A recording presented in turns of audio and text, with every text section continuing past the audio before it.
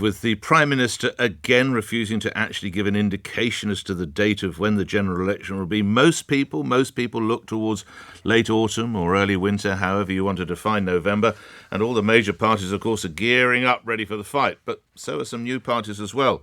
I speak of the Workers' Party of Britain, and later today, its leader and, of course, MP for Rochdale, George Galloway, will be, I think, united by some of his hoped-to-be, soon-to-be candidates. George Galloway joins me on the line now to explain more. Thanks for coming on, Mr. Galloway. My colleague Henry Riley reported this morning your talks with two big-name Labour MPs, Claudia Webbe, who's former Labour, and Tahir Ali. Are they going to join your merry band, Mr. Galloway?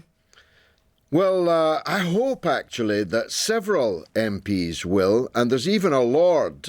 You might say, why would we accept a Lord, Nick? But there's a Labour Lord who is in talks with us, and dozens of Labour councillors, including some that were fighting. We hope that this growing coalition of people who reject the two cheeks of the same backside politics that we've got in Britain. And we hope to play the role vis-à-vis Labour that Mr Farage and the Reform Party are playing vis-à-vis the Tories. In other words, we hope to steal their breakfast, lunch and dinner. What's your ambition? How many candidates do you hope to field, Mr Galloway?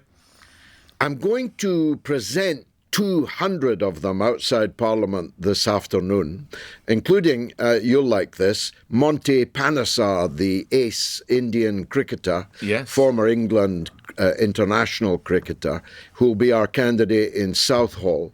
We've got a former Conservative UKIP member of Parliament, member of the European Parliament, I should say. So people from left, right and centre are rejecting the Tweedledee, Tweedledum politics. Some of them are very, very interesting indeed. Monty, of course, was a great left arm spinner.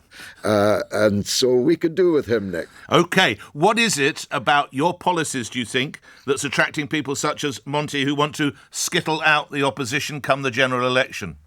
Very well put. You'll hear me say that at 2 o'clock. The reality is that we are, if you like, Labour shorn of identity politics, infatuation with race and gender, wokery and greenery and quackery. We are the real deal. We do what we say on the tin. We stand up for the working people. And you and I are also working people. If we lost our wages, salary this week, this month, we'd be in trouble. And that's the great majority of people in this island. Our country's falling apart at the seams, Nick. We can't even control who comes into it. We lose track of the people who do. Can't defend the English Channel while we're sailing gunboats in the Red Sea. It's all gone to pot. Not since 1941 have we been in such a state. And so far, there's no Mr Churchill to step into the breach. You mentioned a Labour Lord. You mentioned some others. Mr Galloway, any chance of any other names that you can share with me now? I can't. If it was just you and me, I would. But you have a considerable audience, deservedly so. Thank you. So I won't, if you'll forgive me. It's not seemly. But I can confirm that there are several Labour members of Parliament, one Labour Lord, and I'm going to say dozens, at least a dozen, Labour councillors who will defect either this week or more probably next. It's a growing party. We've quadrupled in size since my victory in Rochdale, when, as you well know, I got more votes than all the other major parties put together. Quite an achievement. At the time, you were quoted as saying, "I despise the Prime Minister." Now you've had the opportunity to see him at closer quarters within the House. Have you changed your view in any way? Well, he's no bigger a figure in reality than he seemed on television. He's only been in Parliament, I think, a few years, and he won't be there for very much longer. So I don't expect to get to know him. In fact, I'm looking at my watch now. I'm wondering if Penny Mordaunt will unseat him before business questions on Thursday.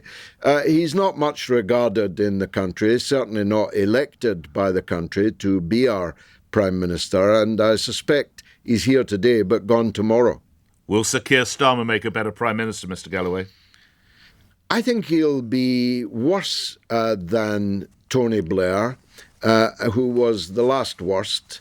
Tony Blair, without the laughs, without the polish, without the style, the panache.